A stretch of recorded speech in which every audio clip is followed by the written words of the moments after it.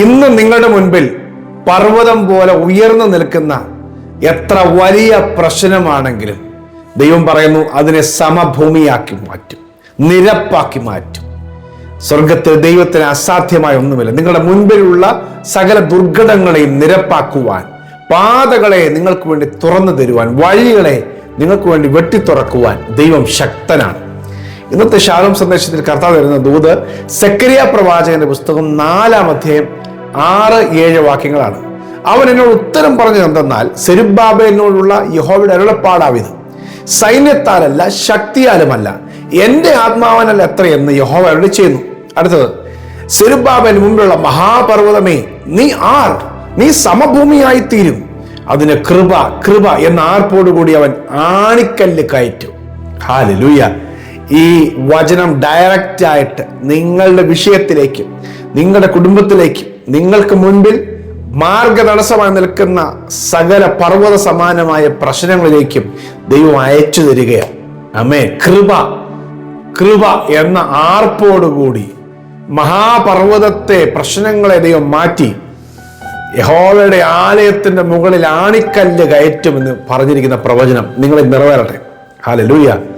ആണിക്കല്ല് കയറ്റുക എന്ന് പറഞ്ഞു കഴിഞ്ഞാൽ, ഒരു കെട്ടിടം, പണ്ട് കാലത്തുള്ള വലിയ കെട്ടിടങ്ങൾ പണിത് കഴിയുമ്പോൾ അതിന്റെ ടോപ്പിൽ ഈ ഷേപ്പിൽ ഒരു ചെറിയ കമാനം പോലെ വച്ചിരിക്കും, ഒരു മകുടം വെച്ചിരിക്കും. ആണിക്കല്ലെന്നാണ് പറയുന്നത്, ടോപ്പിലിരിക്കുന്ന കല്ലാണ് എന്ന് പറഞ്ഞു കഴിഞ്ഞാൽ കൃപ എന്ന. ഇന്ന് പണിതിട്ടില്ല, ഇന്ന് തകർന്നു കിടക്കുക, ഇന്നൊന്നും നടക്കത്തില്ല, ഇനി ഇവിടെ ഒന്നും നടക്കാനും പോകുന്നില്ലെന്ന് കണ്ട് ശത്രു പരിഹസിച്ചോട് നിൽക്കുമ്പോൾ ദൈവം പറയാണ്, ഇല്ല, നിങ്ങൾ കണ്ടോ, ഇതിന്റെ പണി പൂർത്തീകരിച്ച് അതിന്റെ മുകളിൽ ആണിക്കല്ല് വെക്കും. ഹല്ലേലൂയ. അതേ പ്രിയമുള്ളവരെ, ഇത് നിങ്ങളോടുള്ള സ്പെഷ്യൽ ദൂതാണ്.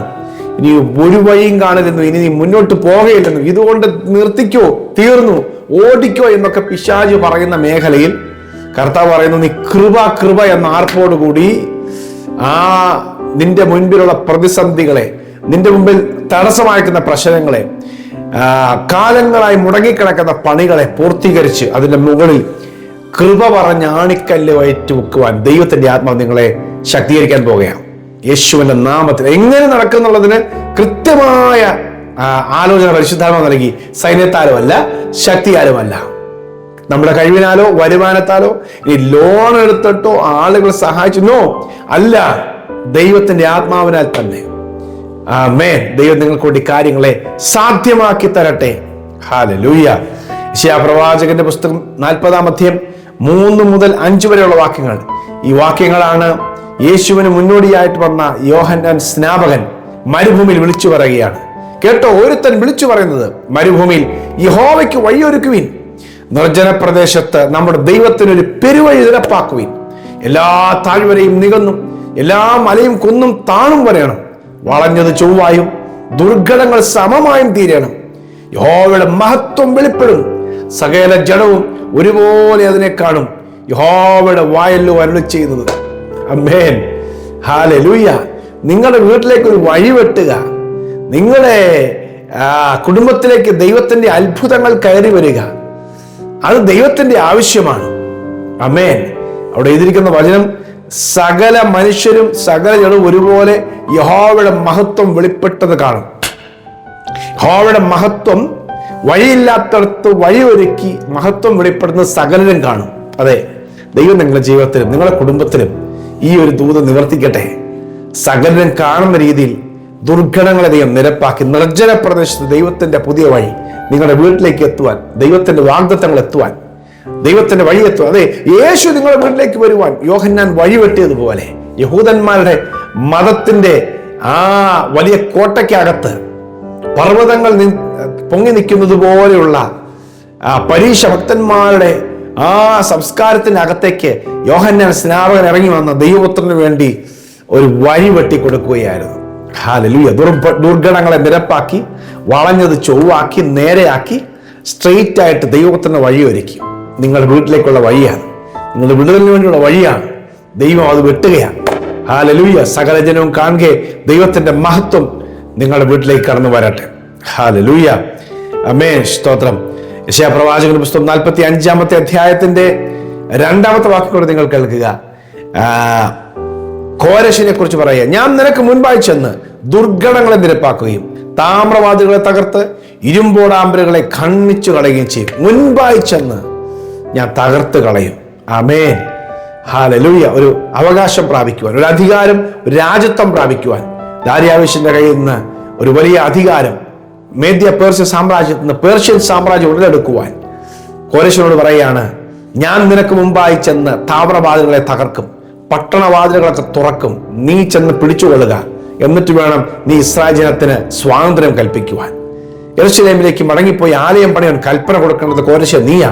അതുകൊണ്ട് നിനക്ക് മുമ്പായിട്ട് ദൈവം ചെല്ലും വാതിലുകളെ തുറന്നു തരുവാൻ.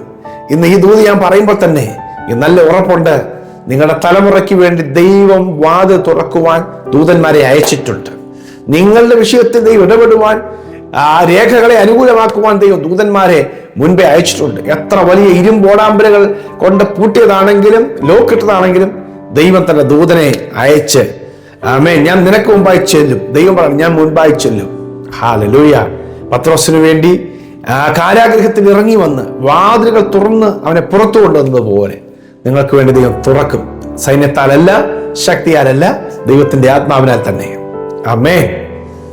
ഞാൻ നിങ്ങൾക്ക് വേണ്ടി പ്രാർത്ഥിക്കും. പ്രിയ കർത്താവേ, നീ വാതിലാണ്, നീ വാതിൽ തുറക്കുന്നവനാണ്. അടഞ്ഞതിനെ തുറക്കും, വളഞ്ഞത് ചൊവ്വായും ദുർഘടമുള്ളത് നിരപ്പായും മാറും.